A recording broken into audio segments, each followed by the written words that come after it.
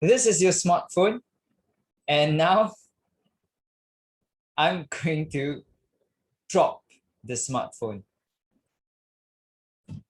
There goes. If your heart dropped when that smartphone dropped, you might have a problem. Today, we are living in an attention economy where the world's biggest companies worth billions and trillions of dollars are striving to fight for every single iota of your attention. As they get your attention, they sell their attention to advertisers, and that's how the economies of Facebook, Instagram, YouTube, Google, and other similar tech companies run.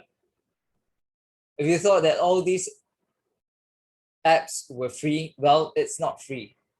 Somebody is paying for them, and it's the advertiser. You and your attention is the one that is being mined. Well, why is this even important, right? I mean, after all, you get to stay in touch with your friends, you get to see your friends from all around the world. And even during this COVID pandemic, the smartphone seems to connect you even across a virus. And that's really important. In 2016, when I first went to England to study, I had traveled 10,000 miles on a plane to go to England. When I first started, I realized that on my first day of university, during orientation, everyone was out there and they were having fun, having picnics on the lawn. And where was I? I was in my room, I was using my smartphone, and that's when it struck me.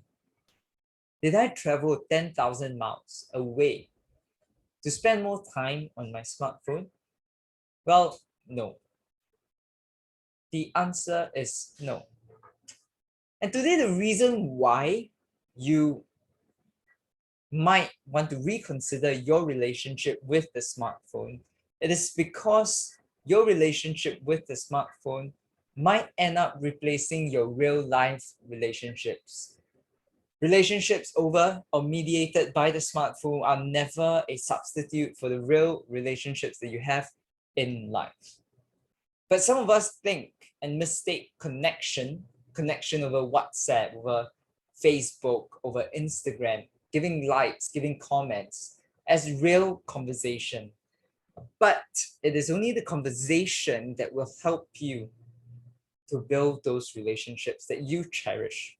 And so today I wanted to share with you 3 important principles that will help you to renegotiate your relationship with the smartphone. Mind you, I'm not saying that your relationship with the smartphone is bad, but I'm saying that it's time perhaps to re-examine your relationship. Well, when should you even be examining? If you're using your smartphone the moment you wake up, or you find yourself unable to leave your smartphone at home, or if you find yourself turning to your smartphone in the middle of a conversation or a meal, you leave your smartphone and you peek at it at every notification that comes out, then that's time for you to re-examine your relationship with your device. Well, how can you do that? Firstly, switch off all notifications. It used to be that smartphones or phones were dead. They never disturbed you unless something serious was happening. I'm not sure if you might remember, but there was a thing called a pager where people used to page you and you ended up needing to go to a phone to return the page. Well, today, notifications are constantly popping up from Instagram, Facebook, WhatsApp. But the mind is unable to make sense of all these flurry of information, and we end up distracted from real-time relationships. So leave your phone dead. Switch off all notifications. But you might say, what if something serious happens? Well, you can leave the notifications for calls on. But aside from that, choose to harness your attention on the things that matter. For all the other things, leave it be. Well, the next thing for you to consider is to have fixed timings where you check your phone.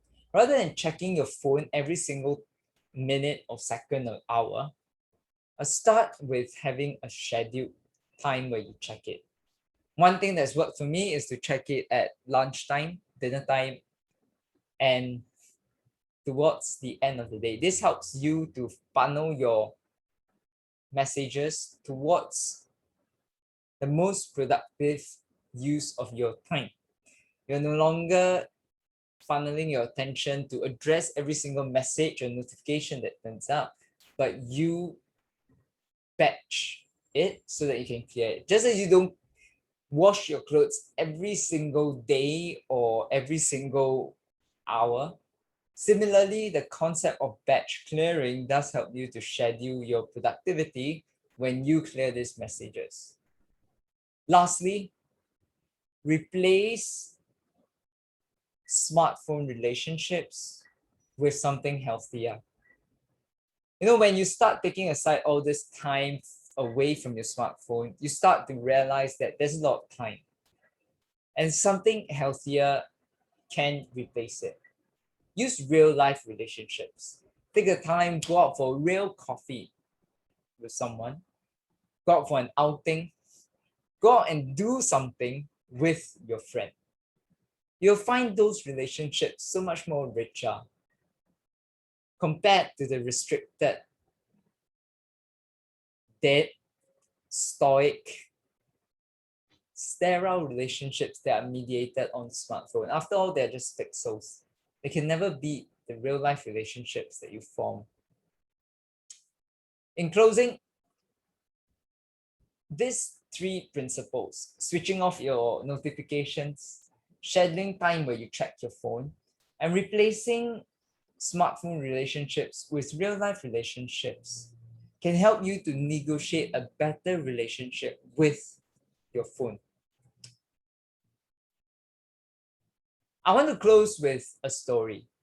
In 2018, I went to Xi'an, China, to volunteer with orphans that had been abandoned. Many of them had been found in street corners, in doorsteps, or in rubbish dumps. And I often wondered what it felt like to be told mommy will come home, but mommy never does.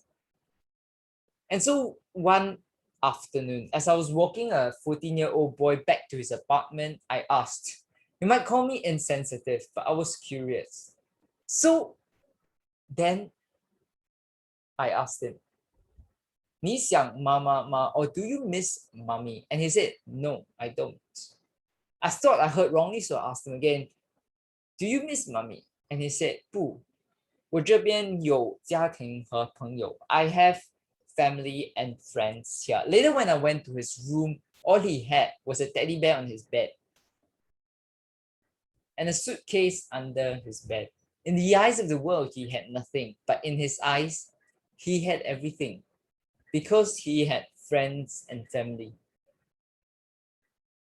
Today, if you find your relationships increasingly replaced and mediated by smartphones, maybe it's time to take a step back and to think, do I really have a relationship with my friends and family? Or is it just a mirage? And as you think through that, maybe it's time to re-examine your relationships with your friends and family. Thank you.